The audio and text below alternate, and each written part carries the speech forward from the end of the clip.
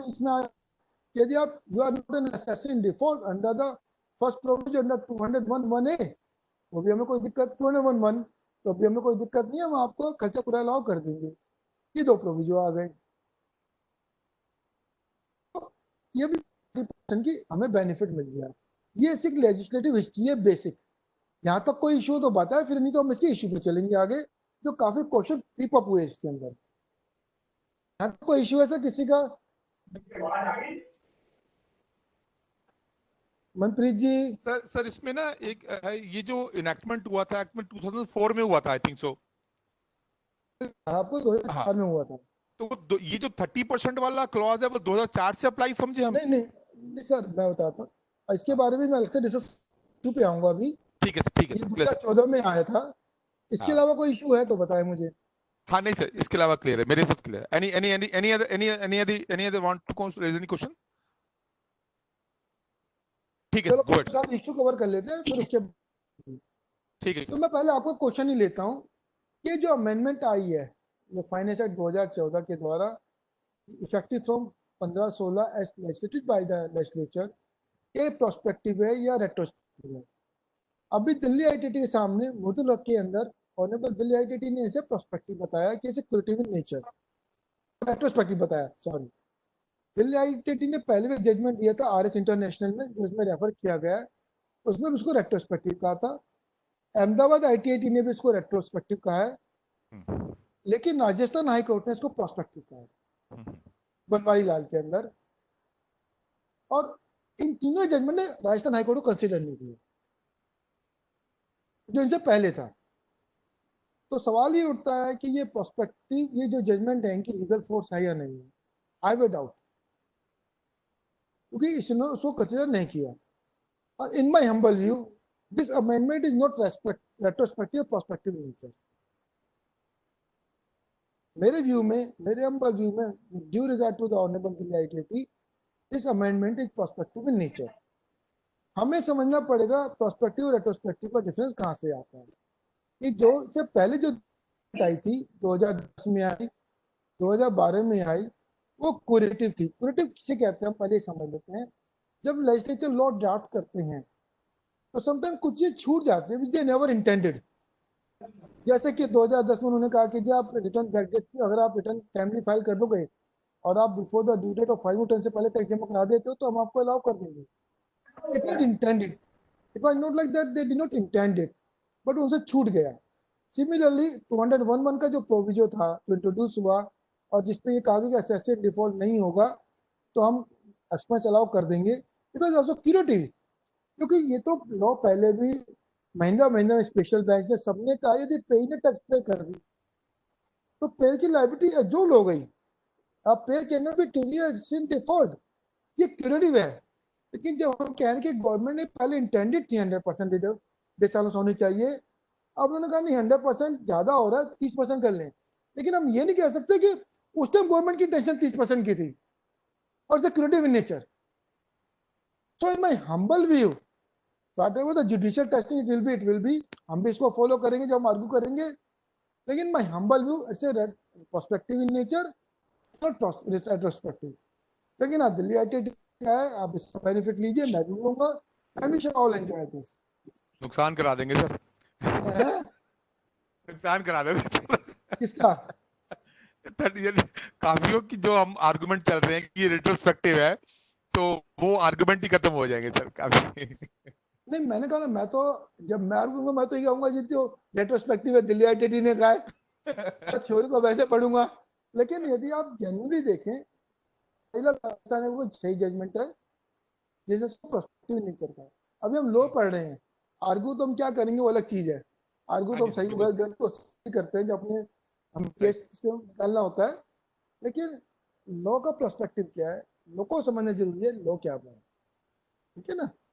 Very clear. अब सवाल आया कि यदि मैं टीडीएस नहीं काटा और ऑडिट जो ऑडिटर होता है डिपार्टमेंट ये बात को पकड़ा, तो क्या इसके बेस पे रीअसेसमेंट हो सकता है? तो ये दिल्ली हाई कोर्ट ने कहा कि ऐसे हम रीओपनिंग नहीं कर सकते on the base of audit objection regarding disallowed under section 40 है ये for non-deduction of TDS or labor charge paid by the assessee. एक वो है कि क्या provision of 40 AIA charitable trust. देखो आप जब 40 सेक्शन पढ़ते हैं वो क्या कहता है, for the purpose of expenditure as stated from section 38 to section 30 to 38 will not be allowed for the purpose of computing the income under that business and profession. Chapter 4D, charitable trust is covered under chapter 3 section 11 to 13. Computation mechanism वो 11 to 13 के अंदर है। Chapter 4D is computation of profit and gains of business और profession, तो वो यह इस पर एप्लीकेबल नहीं हो सकता। इसीलिए चैरिटेबल ट्रस्ट के ऊपर 40 AIA can not be applied and this is also held by honourable Delhi ITAT in case of United educational society. Sir ये अमेंडमेंट आ गई है ना अब तो इसमें किसके charitable, now they have to pay TDS, otherwise the amount which they are paying should not be considered as the application of funds, sir. So TDS तो पहले भी उनकी लाइब्रेरी डिडक्ट करना है, राइट टू अंडरस्टैंड। हम यहाँ receipt की बात कर रहे हैं, सॉरी जो मैं कह रहा हूँ TDS तो उनकी पहले भी लाइब्रेरी डिडक्ट करना, वो सेक्शन 201 का अलग प्रोविजन है। हाँ वो अलग चैरिटेबल ट्रस्ट कभी एग्जाम थी नहीं TDS ना काटने से, और 201 के जो वो हमेशा ओपन था, उनको नॉन डिडक्शन ऑफ TDS के ऊपर जो पेनल्टी है लाइबिलिटी के ऊपर। हाँ नहीं वो तो ओपन था सर, वो तो ओपन है।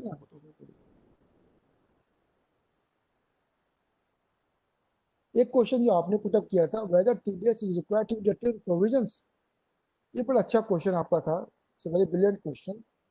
असल में जब हम प्रोविजन करते हैं तो हम दो सिचुएशन में लेते हैं, where we can identify the payee and where we can not identify.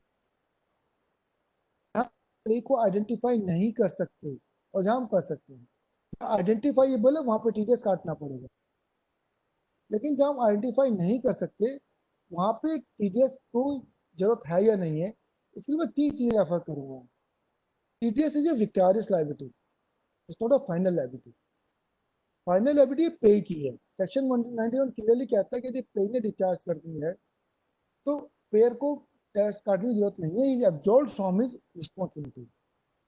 दूसरा, TDS is not the only provision to collect the tax. Section 202 ये कहता है कि there are other methods of recovery, और 203 कहता है कि जब TDS काटोगे आप तो उसके बदले फिर आप TDS सर्टिफिकेट इशू करोगे।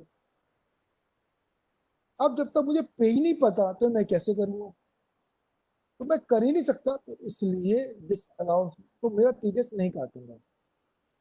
This was so held by the Mumbai ITAT in IDBI versus ITA कि जहाँ पे आइडेंटिफाइबल नहीं है वहां पे TDS काटने की जरूरत नहीं है, क्योंकि आप उसको आइडेंटिफाई नहीं कर सकते।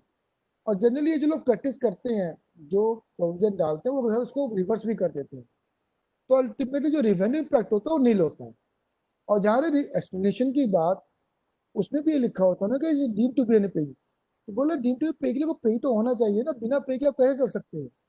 तो उन्होंने उसको ये कहा जब तक पे आइडेंटिफाइबल नहीं होगा आप प्रोविजन टू TDS से कोई तरीका नहीं। दूसरा मैं एक बात कहना चाहता हूँ कि legislature government can not enrich itself, government अपना को इनिच नहीं कर सकती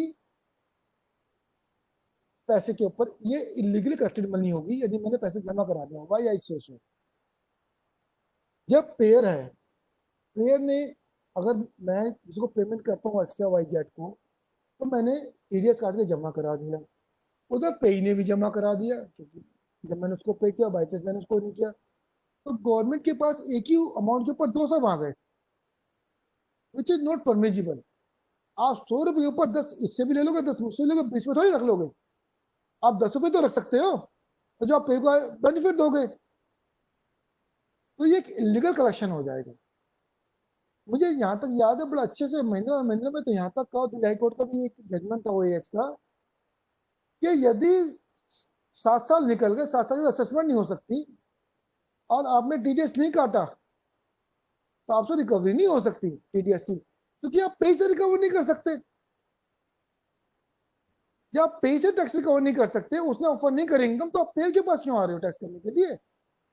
यदि आपने पेयर से रिकवर कर लिया तो सर एडजस्ट क्या करो, उस पैसे को कहाँ लेके जाओगे? दिल्ली कोर्ट ने एक जजमेंट है, मुझे उसका नाम याद नहीं आ रहा, उसमें यहाँ तक कहा यदि 143(1) की प्रोसीडिंग हो गई और पेइन ऑफ सिंक को डिक्लेयर नहीं किया और आपने उसे एक्सेप्ट कर लिया, तो आप उस पर पेयर से टैक्स नहीं कलेक्ट कर सकते, क्योंकि आपने उसकी इनकम, जब उसकी लाइबिलिटी नहीं हो उसके इनकम पर टैक्स देने की, तो आप कैसे उससे ले लोगे टैक्स? ये very important lines of the honourable court.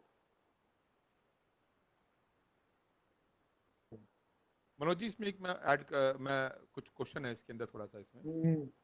होता क्या है कि कंपनियों की बैलेंस शीट्स, स्पेशल लिस्टेड कंपनियों की balance sheet, quarterly balance sheet बड़ी लिमिटेड टाइम पीरियड होता है, 15 डेज का टाइम पीरियड होता है, उनको वो रिजल्ट डिक्लेयर करने होते हैं।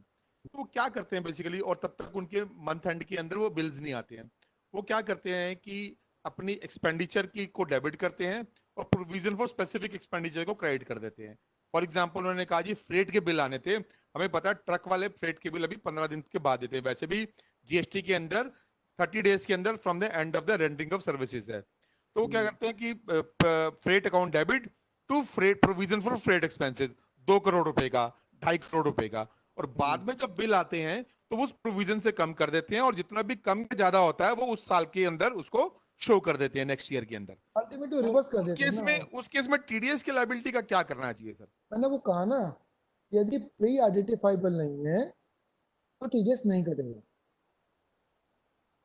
वे शुड ये बी प्रैक्टिस आइडेंटिफाइबल। क्या है कि ये प्रैक्टिस बड़े कंस्ट्रक्शन कंपनीज के अंदर भी है। जैसे आपने काम कर दिया, आप कंस्ट्रक्शन कंपनी कहती है ठीक है ये आप हमें बिल, रनिंग बिल मेरा बिल आएगा नेक्स्ट ईयर के अंदर, लेकिन मैं अपने एक्सपेंडिचर अपनी किताब में बुक करना चाहती हूँ, तो वो क्या करते हैं प्रोविजन के बेसिस के ऊपर आपका टीडीएस काट लेते हैं विद द सर उसमें आर्गुमेंट कि ना, भैया हमने तो खर्चा आइडेंटिफाई कर दिया, हमारे को तो लगा कि 5 करोड़ का बिल आप दोगे हमारे हिसाब से, क्योंकि 31 मार्च को उन्होंने, क्योंकि यहाँ पे तो डब्ल्यूआईपी क्रिएट किया जाएगा इन इन कॉन्ट्रैक्टर बुक्स ऑफ अकाउंट, क्योंकि उसने बिल तो रेज नहीं किया, और वहां वो अपना एक्सपेंडिचर बुक करने के लिए उस पर प्रोविजन क्रिएट कर देते हैं और उसके ऊपर उसका टीडीएस भी काट लेते हैं। तो क्या टीडीएस तब भी जायज बनता है? क्योंकि देखो उनको पता तो है कि ये रनिंग बिल चल रहा है या रनिंग बिल अगले महीने आएगा, मिस्टर एक्स ने बिल दिया और उसने ऑलरेडी 2 करोड़ का काम या 1 करोड़ का काम कर लिया है मेरे लिए, लेकिन वो बिल का उसका एक पीरियड है बिल रेज करने का आफ्टर दी स्पेसिफिक कोई स्टेज कंप्लीशन के बाद, क्या तब भी हमें प्रोविजन काट टीडीएस काटना चाहिए उस प्रोविजन देखो के ऊपर टीडीएस को ट्रस्टी हमें को? जब भी हम अगर प्री आइडेंटिफाई हो टीडीएस तो काटना पड़ेगा। अच्छा सर। क्योंकि आप प्रोविजन क्लेम कर रहे हो, टीडीएस तो काटना पड़ेगा। दूसरा देखो, as far as reconciliation of accounts is concern between वो द तो अलग पेयर होता एंड पे, उसके साथ आप बड़ा क्लियर लो है कि जितने आप इनकम ऑफर कर रहे हो, जो भी आप सिस्टम फॉलो कर रहे हो, उतने टीडीएस क्लेम कर लो। है सर। तो हमारी ये एक बात का करें सर साथ audit fees, sorry sorry sir sorry sir sir, carry on। Audit fees का क्या करना चाहिए सर? सर ऑडिट फी जो है हम ऑलरेडी एक ऑडिट फी का, हाँ कि ये एक एस्टिमेट जो कि इस रेट टू दैट ईयर हम जो बुक्स ऑफ अकाउंट करते हैं, ES1 मैचिंग कंसेप्ट की बात करता है। हमें अंडरस्टैंड सर। मैचिंग करनी है, यदि हम ये अपनी उसको फी को प्रोवाइड नहीं करेंगे being in relation to that year, that it will not give a fair result of the books of account। तो that is only the provision for audit fees पे कोई टीडीएस नहीं कटना चाहिए सर हमारा? नहीं, उसमें कटना चाहिए, आइडेंटिफाई पेज आइडेंटिफाइबल। नहीं सर, अगर देखो ऑडिट सर 6 महीने बाद ऑडिटर इससे कराता हूँ या किसी और ऑडिटर से कराता हूँ, तो ये तो it is the prerogative of the auditor, if they want to resign they can resign, if they want to उस continue they can continue. Sir उस सर केस में क्या होगा कि आप डिफरेंस को अकाउंट फॉर कर, तो उसको अप्लाई कर सकते हो कंप्यूटेशन के अंदर। आप जो कंप्यूटेशन तैयार करोगे उसको ऐड बैक कर दो ऑडिट फी को। मनप्रीत जी, सर मनप्रीत जी समझे एंड ना मनोज मेरे? जी, हाँ मनप्रीत सर। जी एंड मनोज जी, क्या मैं थोड़ा सा इसमें कुछ एक क्वेश्चन पूछ सकता हूँ? पूछो sir, you are most welcome sir.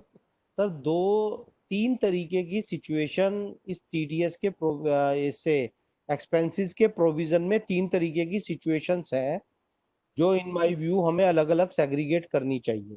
Please sir.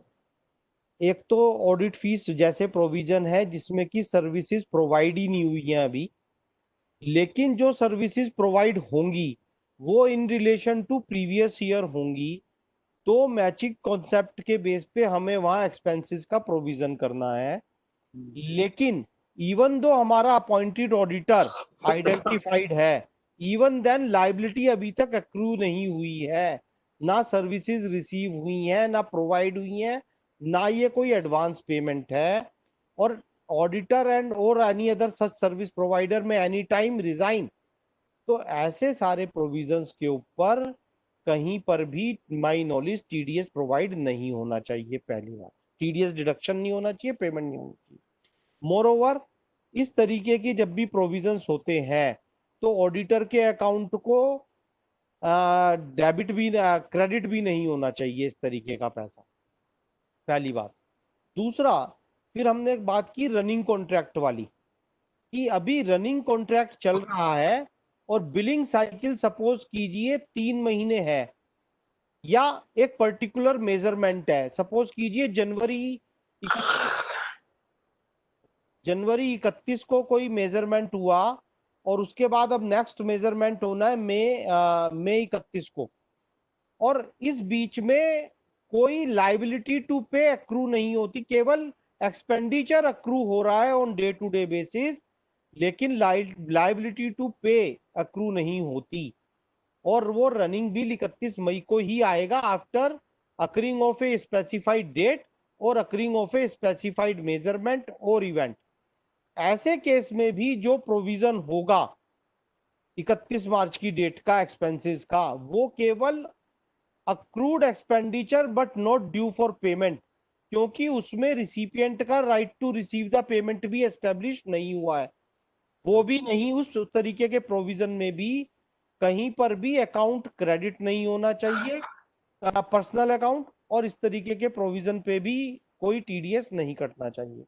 अब तीसरा केस आता है जबकि सर्विसेज प्रोवाइड की जा चुकी है, जैसे कि फ्रेट के बिल, आपने कहा ट्रांसपोर्टेशन की सर्विस 31 तारीख तक प्रोवाइड की जा चुकी है, ओनली थिंग इज कि उसके इनवॉइस रेज नहीं हुए, जबकि right to receive the payment भी अराइज हो चुका है प्रोवाइडर ऑफ सर्विस का।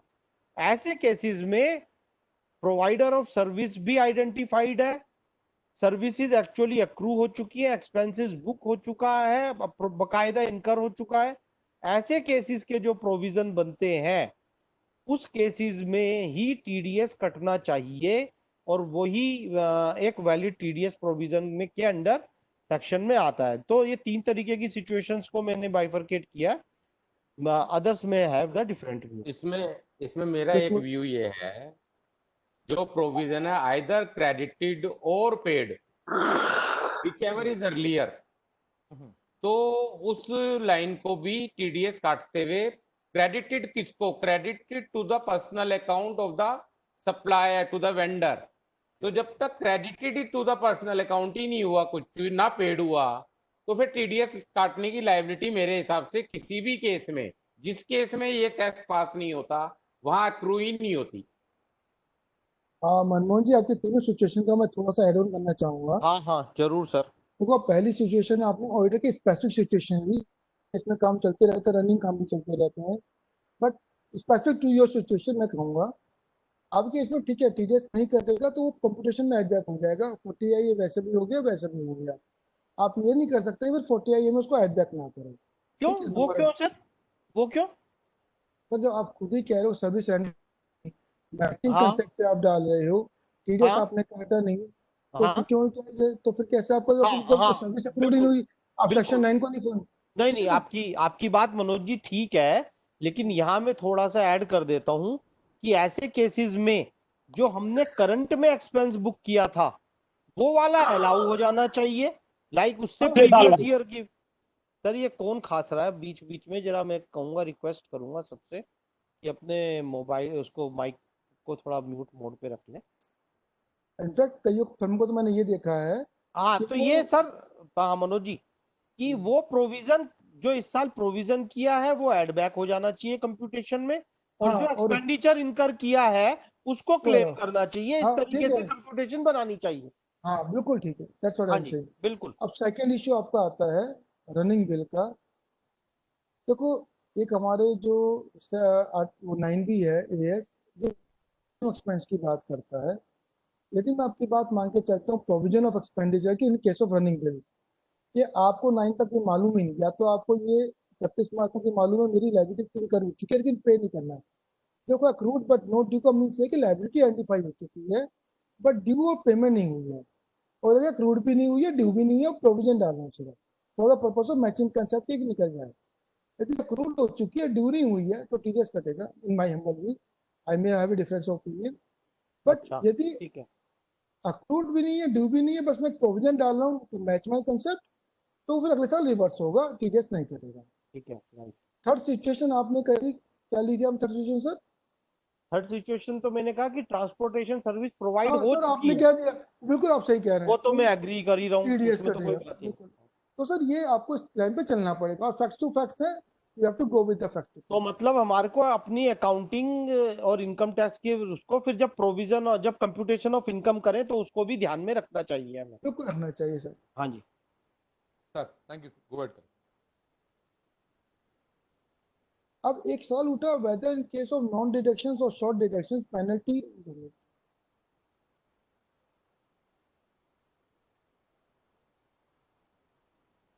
पेनल्टी अंडर सेक्शन 221 और 271 शैल बी इम्पोज्ड, मतलब क्या दोनों पेनल्टियां लगेंगी या एक ही लगेगी? तो दे जे स्पेसिफिक लॉ कि जब स्पेसिफिक पेनल्टी और जनरल पेनल्टी नहीं लगेगी। जब 271 से की स्पेसिफिक पेनल्टी आ चुकी है तो 221 विल नॉट सर्वाइव, एंड 271 सी की पेनल्टी लगेगी। कलकत्ता हाई कोर्ट ने इस बात को कहा है। कैपिटल एक्सपेंडिचर भी एप्लीकेबल है या नहीं है? नेवर डेबिट जो profit and loss account, and they are not the expenditure claim. हम जो क्लेम करते हैं, अलाउंस क्लेम करते हैं डेप्रिसिएशन के रूप के अंदर, that is not an expenditure which is subject to 40 AIA। हाँ, इसके ऊपर 40 नहीं लगेगा। And this is so held by the Punjab and Haryana high court in case of CIT versus Mark Auto Industry limited. यदि आपने कम टैक्स काटा तो क्या स्टेटस होगा?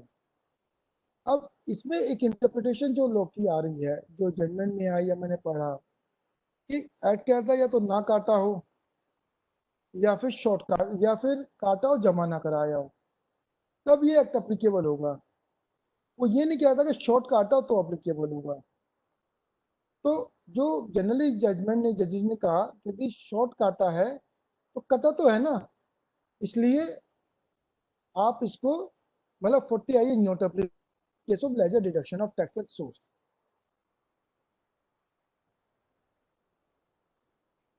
अब सवाल एक और आया, इस फैक्ट मेरे पास तो डायरेक्ट जजमेंट नहीं है, and I will just I am hypothesising कि यार मैं इसको अप्लाई कर सकता हूँ किसी और चीज को यहाँ पे, कि क्या मैंने यदि डिपॉजिट टीडीएस लेट जमा कराया after date of filing of ITR, ओ मतलब ITR लेट मैंने फाइल करी, सेक्शन कहता है कि आप before the due date of ITR 139(1) से पहले टैक्स जमा कराओगे, टीडीएस जमा कराओगे। मैंने ITR लेट फाइल करी, मार्च दिसंबर में फाइल करी, जनवरी में फाइल करी, और उसी टाइम मैंने टीडीएस भी जमा करा दिया, तो क्या मुझे डिडक्शन मिलनी चाहिए? इसमें डायरेक्ट जजमेंट मुझे नहीं मिला, लेकिन जो मिला वो मिला इन रिस्पेक्ट ऑफ 54, जिसमें 54 भी कहता है कि आप before the due date of filing for ITR आप जो इन्वेस्टमेंट कर दो 54 की, आप प्रॉपर्टी खरीद लो तो आपको बेनिफिट मिल जाएगा, कैपिटल गेन स्कीम में जमा करा दो। तो कोर्ट ने वहां कहा कि जो डेट है 139(1), जो ड्यू डेट है, it includes the belated date of filing that one. 139(4) is an extended date of filing of return. तो क्या मैं उसको यहाँ लगा सकता हूँ? क्या विचार है मनप्रीत जी? वेरी क्लियर सर, ये तो बहुत इंटरेस्टिंग है सर। ये यहाँ हालांकि डायरेक्ट जज में मुझे नहीं मिला, but I can play on that. हाँ यस इसमें भी कोई ऐसा केस आया था। एक वेरी। केस मेरे पास और भी आया, 40 AIA की जो फर्स्ट प्रोविजो है, वो मनोज जी, कहता है आप, हाँ सर, मनो इसमें जो सेक्शन 54 के अंदर जो है ना जी, वो रेस्ट्रिक्ट नहीं करता वन सेक्शन को, पर वो जो आप 40I2 की बात कर रहे हो उसमें वो रेस्ट्रिक्ट करता है कि 139(1) में जो डेट सर प्रेस्क्राइब करी है। आप कैपिटल पर गेन स्कीम में देखोगे वहां लिखा हुआ है 139 में लिखा मैं हुआ वहीं से पढ़ के बता रहा हूँ आपको। है। आप उसमें लिखा है before the date of furnishing of the return, before the due date, before the due date, before the date of furnishing of return लिखा है जी उसमें। लेट मी सर, लिखा हुआ है सर, आने दीजिए।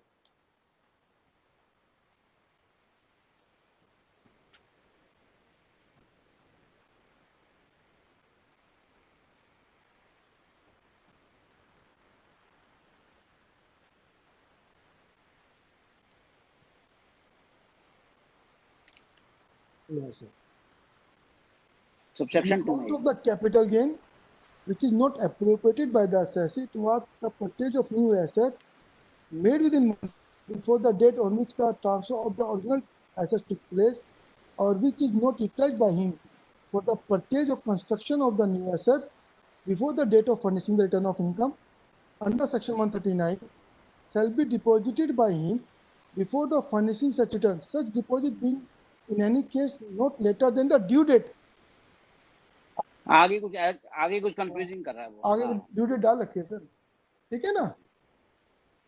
We can play this issue here also, that being a beneficial provision, it should be given, but it's not a beneficial provision, it's a restrictive in nature, but we can play on it. Very clear. अच्छा, मैं एक issue आपके साथ discuss कर रहा था, क्या था से निकल गया, चलो याद आएगा तो फिर देखेंगे। हाँ, जो फर्स्ट प्रोविजन जो है 40IA का, वो जब अगले साल काटोगे टैक्स तो आपको बेनिफिट भी अगले साल ही मिलेगा। I am taking a very hypothetical situation which may be relevant in any year, not compulsory every case. मान लो मेरा लॉस बहुत है और मेरी जाती है, या मुझे पता है मेरे टाइमली मेरे को बेनिफिट नहीं, वहाँ मेरी अगले साल इनकम बहुत होगी तो मैं तब सेट ऑफ कर लूंगा, तो मैं टीडीएस अगले साल काट के जमा करा दूंगा, तो इससे जो लायबिलिटी है मेरी वो पोस्टपोन हो जाएगी, वो मेरा खर्चा पोस्टपोन हो जाएगा, अगले साल क्लेम कर सकता हूँ। You got it? Very clear, sir. Well said. I can play on that. I can play on that a first proviso. Very clear, sir. क्या रहेगा ये रहा।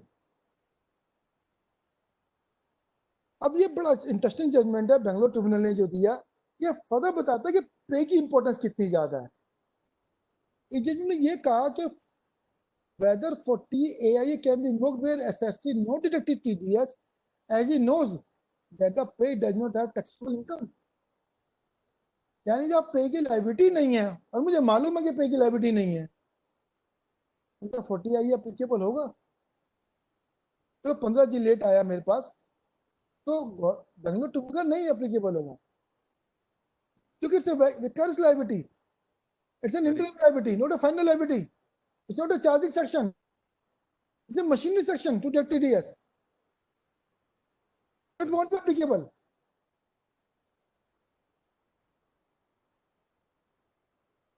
Where taxes have been paid by the deducting assessee, जहाँ पे पे ने tax पे कर दिए तो 191 खुद ही कहते हैं पे ने टैक्स पे कर दिया है, तो सेक्शन 201 का फर्स्ट प्रोविजन उसमें कवर हो जाता हूँ, और जब मैं उसमें कवर हो गया तो I can not be treated as an assessee in default, और when I am not in default मैं खर्चा भी डिसअलाउ नहीं हो सकता। और इसी पे बोर्ड का इंस्ट्रक्शन भी आई थी कि the board is of the view that no demand visualized under section 201 of the Income Tax Act should be enforced after the assessee has satisfied the officer in charge of the TDS that taxes have been paid by the deducting assessee। यहाँ पे मैं एक चीज refer करना चाहूंगा, जो आज मैं 201 में काफी इन्वॉल्व हूँ, मैंने काफी नई नई चीजें उसमें देखी, ऑब्जर्व करी।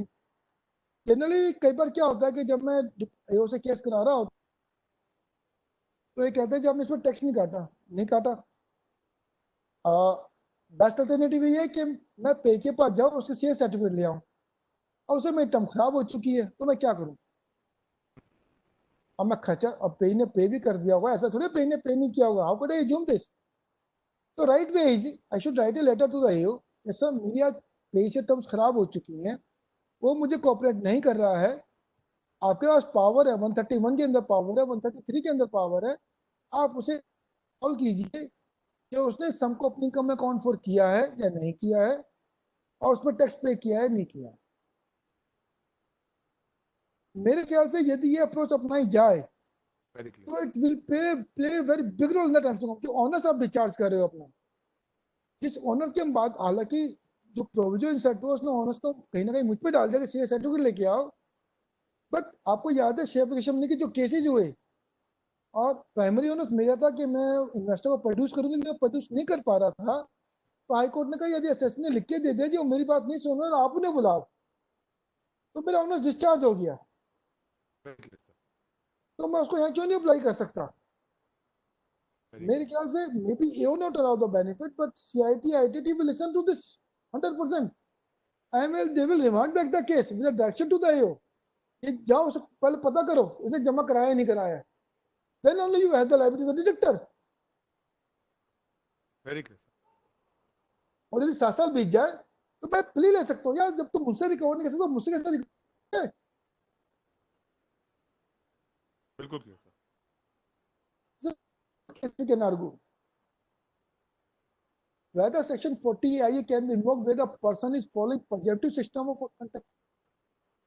देखो अगर मैं अगेन 40 का स्टार्टिंग लैंग्वेज पढ़ूं, वो कहता है इन calculating the deduction under that business and profession the following deduction from section 30 to 38 shall not be allowed. Right, ये कहता है 40A ये पहले की बात करता है, बात की बात नहीं करता। टैक्सेशन बाद में आ रहे हैं, जहां मैं स्पेसिफिक खर्चा क्लेम कर रहा हूँ, स्पेसिफिक उनकी बुक राइटिंग कर रहा हूँ, तब वो 40 पिक्चर में आएगा। तब 38 रिकॉग्नाइज हो तो मेंटेन करने के लिए लायबल ही नहीं हुआ। I am not required to maintain a books of account, I am not debiting any expenditure from 30 to 38। तो 40 प्रेजेंटेड टैक्सेशन में कहां से केवल हो जाएगा 40 इट कैन नॉट बी केवल। That is why legislature knows this. उन्होंने जितने भी प्रेजेंटेड टैक्सेशन है वो 40 के बाद रखे हैं, 40 से पहले कोई प्रेजेंटेड टैक्सेशन का लॉ नहीं है। ठीक है सर। और CIT ये पंजाब हरियाणा कोर्ट ने की एंड कलकत्ता ITAT ने करी। Very clear sir. बड़ा फैंटास्टिक जब मैं पढ़ने जा रहा हूँ जो दिल्ली हाई कोर्ट का संजीव खन्ना का, और शायद मैं एंड करूंगा, 8 ही बज गए हैं, मेरे ख्याल से मेंबर्स भी अब काफी थक चुके होंगे। उन्होंने कहा यहाँ पे है take your time sir, not issue, very interesting issue. Principle of double penalisation को उन्होंने डेवलप किया यहाँ पे कोर्ट में, बड़ा अच्छा पढ़ा। उन्होंने कहा यहाँ क्या था, बैंक आपको पता है बैंक क्रेडिट कार्ड की मशीनें देते हैं, दुकानदार हमसे क्रेडिट कार्ड पे ले लेता है और फिर बैंक क्या करता है उसको पैसे वापस करता है सब चार्जेस काट के। इशू ये था कमीशन है या नहीं है, उस पर डिटेल्स करना चाहिए नहीं करना चाहिए। पहले तो कोर्ट ने कहा कमीशन नहीं है, उन्होंने कहा फिर वैसे भी जहाँ डबल पेनलाइजेशन है, मतलब एक तो आपको पेनल्टी लगेगी, एक आपसे टैक्स एंड डिफॉल्ट भी कवर किया जाएगा, तो वहां पे जो हमें सेक्शन को पढ़ना है तो जो डाउट और इंटरप्रिटेशन का वो they should go benefit to the payer deductor. ये एक बड़ा इंपॉर्टेंट जजमेंट आया कि जहां भी कहीं भी डाउट हो 1% भी इस पर डिटेल्स कटना है नहीं कटना है, benefit should go to the payer. और उसको उन्होंने बड़ी बड़ी अच्छी बात कही, उन्होंने ये कहा कि मैं हाँ ये रहा, क्योंकि HDFC बैंक का केस था, उन्होंने कहा HDFC इतना बड़ा बैंक है, उन्हें कंप्लेंस कर ही ली होगी, फिर कहीं को हम यहाँ पे 40 इनिशिएट कर रहे हैं या 201 इनिशिएट कर रहे हैं, मींस के presumptions of the compliance being made by the Delhi High Court, but to that extent bank the honorable court has gone recognizing again the concept कि जब पे कर चुका है, जब पे ने लायबिलिटी पे कर दिया, वहां पे डिडक्टर को हम पकड़ ही नहीं सकते। तो यहाँ तो परज्यूम कर गया इतना बड़ा बैंक है, तो मैं कह सकता हूँ यार मैंने टाटा की रिटर्न फाइल की थी, उसका TDS नहीं जाता, क्या हुआ? टाटा इतनी बड़ी कंपनी, उन्होंने अपनी रिटर्न फाइल कर दी होगी। सर यही इशू आ रहा है, जैसे NBFCs की जो इंटरेस्ट EMI चलती है वो तो पूरी अपनी EMI ले लेते थे, और NBFC के TDS के ऊपर नहीं, उसमें पता है राइट अप्रोच क्या है जो हम राइट करते हैं। हाँ जी, हम क्या करते हैं, हम कहते हैं TDS काट के जमा कराओ और NBFC को सर्टिफिकेट देते हैं और वो हमें रिम्बर्स कर देते हैं TDS। बिल्कुल सर, बिल्कुल but that is the current proposition, current practice, all the assessee are following, but there are the leakages in this practice in past years also sir। उसमें आप एक काम करो, यदि केस लग जाता है कुछ भी होता है, इसमें आपको बताया ये कोई लिख के दो, देखिए हम वैसे तो NBFC के पास जाओ, यदि आपको आईटी कॉपी दे देते हैं वेल एंड गुड, यदि नहीं देते तो आप लिख के दो जी कि आप उनसे कॉल कर लो, मेरे को बात वो नहीं सुन रहे हैं। वेरी क्लियर ये लेटर लिख के दो, एटलीस्ट अपना ऑनर्स तो डिस्चार्ज करो। Very clear with this thanks you friend, thanks a lot.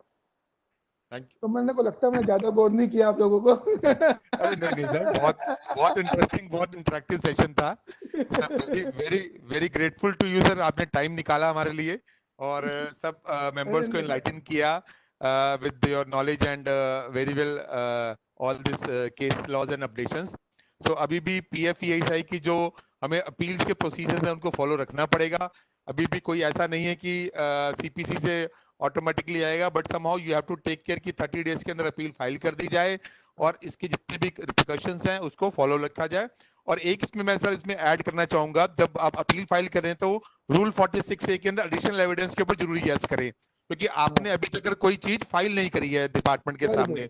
सो इसलिए रूल 46 से जरूर यस करना चाहिए at the time of filing of appeal with respect to the disallowance of PF and ESI. Sir और add करूंगा यहाँ पे अदर ESI काफी डिसअलाउंस CPC नेचर के हो रहे हैं. हमें फॉलिसी और प्रेजम्पशन है कि भाई वो अपॉर्चुनिटी देंगे और हम अपॉर्चुनिटी का रिप्लाई फाइल करेंगे और वो हमें सुन लेंगे. अभी मेरी रिसेंटली बात हुई कमिश्नर से जो इनको देखते हैं, वो बोले हमें ये नहीं चाहिए, जब आपको बता रहे डिफॉल्ट है या तो आप रिवाइज रिटर्न फाइल करो या रेक्टिफिकेशन फाइल करो. तो वो दो भाषा समझेंगे. आप हमें टेक्स्ट में कुछ लिख के दे दोगे रिप्लाई को, वो हम कंसिडर नहीं करेंगे.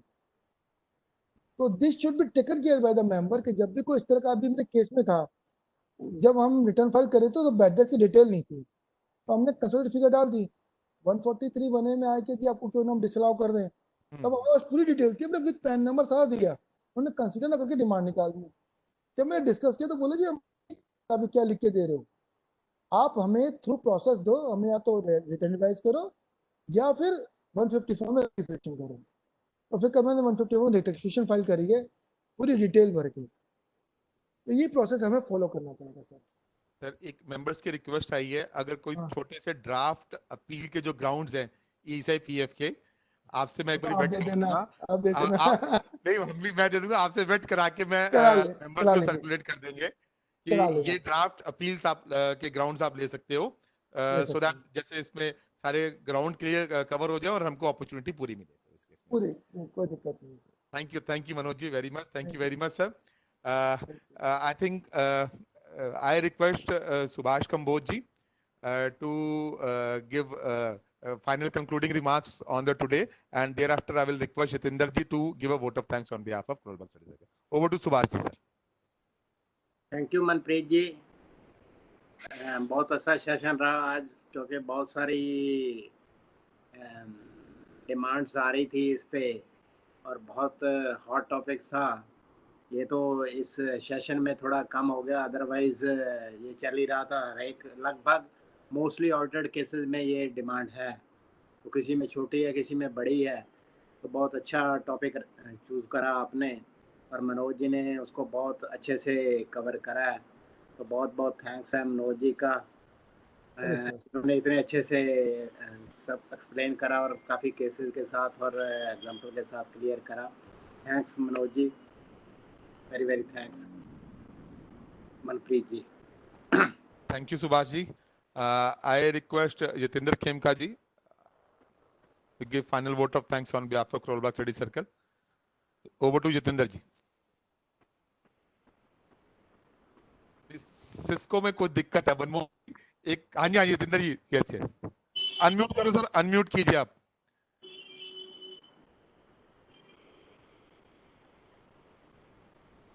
Good evening, everybody. Good evening. Today's session was very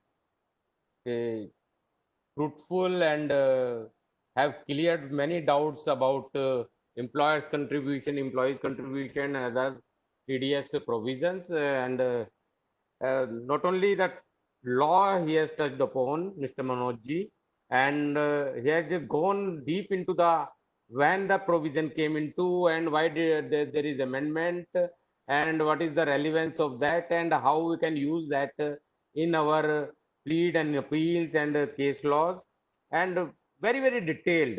Whenever I listen Manoj ji, मेरे को लगता है कि मुझे उनके एक एक वर्ड को सुनना चाहिए और ध्यान से. जहाँ एक वर्ड भी मिस होता है, आज सिस्को में कहीं कहीं प्रॉब्लम थी और मैं वो मेरे पता नहीं कौन कौन से इंपॉर्टेंट वर्ड्स छूट गए हैं, मेरे को पता नहीं लग रहा कहीं मैं गलत. परंतु चलो ठीक है, मनोज जी से ऑनलाइन ऑफलाइन हम चीजें समझ लेते हैं कई बार, ठीक है.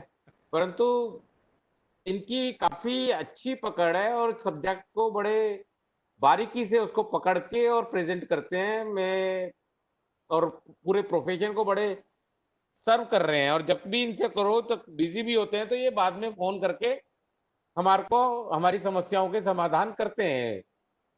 तो मनोज जी का बहुत बहुत धन्यवाद, और सभी पैनलिस्ट का और सभी श्रोताओं का भी बहुत बहुत धन्यवाद कि वो पेशेंटली ये मजे ले रहे हैं वर्क फ्रॉम होम के। अभी वर्क फ्रॉम होम भी चल रहा है, अब तो वर्क फ्रॉम ऑफिस भी चल रहा है, लेकिन ये वेबिनार का सिस्टम चल गया है, और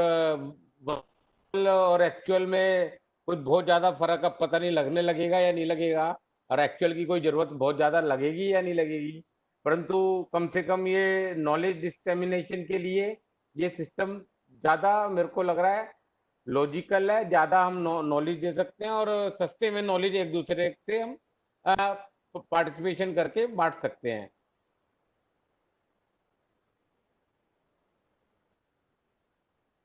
हेलो,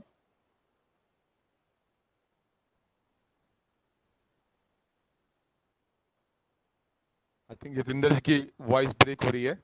मनप्रीत जी, हाँ जी, यतिंदर जी की वॉइस ब्रेक हो रही है। बनाए यार, बना हुआ है तो उसे खाएं। Thank you, बनवाए। sir.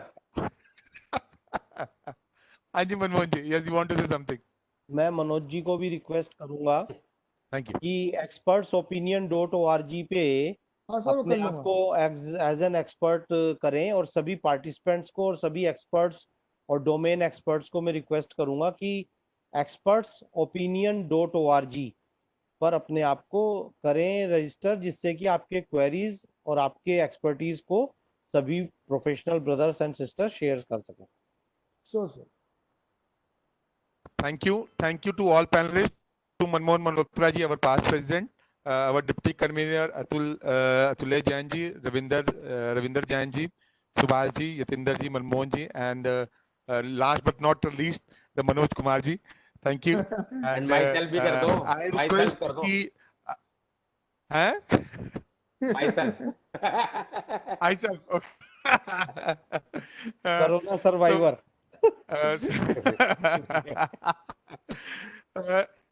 ओपिनियन पोल हम कोशिश करेंगे अभी करने की। थोड़ा सा ये मेंबर्स और पैनलिस्ट से थोड़ा सा ये कहेंगे कि क्या हम जूम पे ज्यादा कंफर्टेबल है, सिस्को पे हैं।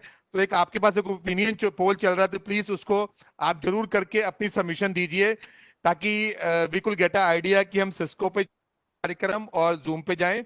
और नेक्स्ट जो सेशन है हमारा वेबिनार, वो 4 o'clock एट ऑन संडे है, तो 4 से 6 का वेबिनार रहेगा। और इसकी जो प्रोग्राम से उसकी डिटेल आपको कल व्हाट्सएप और या मेल्स कर दी जाएंगी। सो काइंडली रजिस्टर योरसेल्फ और प्लेटफॉर्म जूम चाइनीज है नहीं है, क्या क्लैरिटी है इसके ऊपर? क्लैरिटी सीईओ ने कहा है कि he is not a Chinese, बस his name is Chinese, he is a resident of USA having a green card holder. उसको चाइना का पैसा लगा हुआ है। हाँ सर, नहीं, वो बंदा चाइना का पैसा नहीं लगा हुआ। He is that guy who's owned the equity. He is a US resident, Chinese resident now. नहीं मनप्रीत जी, सर। हेलो। हाँ जी, we are listening sir, yes go ahead. हाँ, मैं ये कह रहा था, ये जो आप कह रहे हो ना भी हम कौन सा, मेरे ख्याल से चूंकि जियो भी अनाउंस कर रहा है very soon this platform, and they are saying that they will be allowing you a platform for meeting of 200 people for 24 hour entirely free. Sir as of जो आज की जो सिचुएशन है, जो इंफ्रास्ट्रक्चर जूम दे रहा है वो 100 पार्टिसिपेंट्स का दे रहा है ओनली, और उसमें नहीं, मैं यही कह रहा हूँ कि जो जियो ला रहा है ना, जो जियो ला रहा है वो 200 people and free for 24 hours. हाँ ये सर, वो हम उसके ऊपर जल्दी आ जाएगा। तो अभी हम जो ये कह रहे हैं ना, पोल कर लें, उसमें जाए या इसमें जाए, let us wait it for some time and then shift to one forever. अभी हम जूम पे थे, now we have come to Cisco, tomorrow again we go back to Zeen, then we go to Jio. तो let's wait for some time for that कि where we should go finally. ठीक है sir, your points have been considered. हाँ जी Subhash ji, you want to say something? हाँ मल्होत्रा जी, अभी कोई ये बता रहे थे, इसी में आ रहा था कि जियो वाले को अभी 1 महीना लग जाएगा, तो we have to wait for 15 अगस्त तक की डेट दे रहे हैं सर वो, 15 अगस्त की ओ लॉन्च। तो यार, ओ ठीक है, तो 1 महीने में 2-4 सेमिनार ही करेंगे, को रोज सेमिनार नहीं ना कर रहे। हर संडे करेंगे सर। तो यार हम जूम पे कर लेते हैं, उससे क्या इस पे ठीक है कर सर। मनप्रीत जी ये भी पूछ सर। लो सबसे कि भाई संडे को करें कि वर्किंग डे में करें। हाँ जी, ये भी बड़ा इशू है, एक बार ये भी कर लेते हैं पोल पे कि संडे करें। मेरे हिसाब से सर मैं तो संडे के हक में हूँ सर, क्योंकि आज भागता भागता हमने गाड़ी पकड़ी है सर, बड़ी मुश्किल से। नहीं नहीं, तो अगर वर्किंग डे को भी करें ना तो 6 आजकल अगर जैसे थोड़ा बहुत जाता है तो 6 o'clock इज लिटिल अर्ली। अच्छा, या तो अगर वर्किंग डे पे करना है तो इस पे तो संडे को तो जब भी कर सकते हैं, एनी डे, वैसे तो कोई फर्क नहीं है, वो कभी कभार होता है, एवरी सारी टाइड अप होते हैं, otherwise nobody is busy every day. I think it hardly be like that. बाकी पार्टिसिपेंट जो हैं उनकी क्या है, that is more important. they are more interested in Sunday because आज कोई जो वर्किंग है तो they are not able to attend the today। मेरे पास 10-12 कॉल आई है, तो they are saying कि सर वो संडे वाला करो, आप वीकडेज वाला आई थिंक हाँ वो कुछ फ्रेशर भी है, कोई जॉब है, तो I think let us, because we have to be more particular towards the participants. Yes sir, very clear sir, very clear. ठीक है सर, फिर What is Sunday their is okay preference? Manoj ji, Manmohan ji. हाँ And ji, timing is 3 to 5 or 4 to 6, whatever the timing suits to the speakers, we will register accordingly। और बाकी zoom और उसका मैं एक बारी जो ओपिनियन पोल का रिजल्ट आता है फिर मैं आपसे एक बारी पैनलिस्ट से शेयर कर लूंगा उसको, then we can take a decision on that. ठीक है सर, थैंक ठीक यू, है sir. Thank you Manoj ji, thank you very much. Okay जी, thank you sir, thank you. Sir, it's almost equal for Zoom and Cisco. The poll, those who have answered are 11 for Cisco and 13 for Zoom. 13 अभी और आ जाएंगे ना तो I think the others are not giving any answers right now. Okay. तो आप And we have started a new poll where we have started a poll for working day or a weekend. So weekend is having a major share where more than 100% people are going for weekend option. Very good. So then that the weekend is already selected. Then Zoom and Cisco, we have to do one more poll for all the participants who participate today. So let's get the opinion through the mail. I will send the mail to everyone, and Sure, then sir. we will discuss and decide by tomorrow 12 o'clock. We will give a time so that we can get the confirmation from everyone. ठीक है मनमोहन जी? Sure, sir. हाँ जी sir, ठीक है। ठीक है sir, clear sir. मेरे ख्याल से हम Thank you. कंटिन्यू कर रहे हैं विनीत जी, मनप्रीत जी। है सर? सर अभी नहीं करेंगे, थोड़ी देर में करते हैं, अभी बात कर लेते हैं फोन पे एक बार। जी sir. Okay. Thank you Manoj ji. Should I end the meeting now, Thank you sir? very much. Sir एक पीपीटी शेयर कर दीजिएगा मुझे। थैंक यू सर, मैंने थैंक यू। भेज दूंगा sir. I'm ending the meeting, sir. अच्छा, okay yes, sir, yes. Okay, थोड़े से क्लैपिंग कर दो सर, आवाज नहीं आती आजकल। बहुत जोर से। Thank you sir.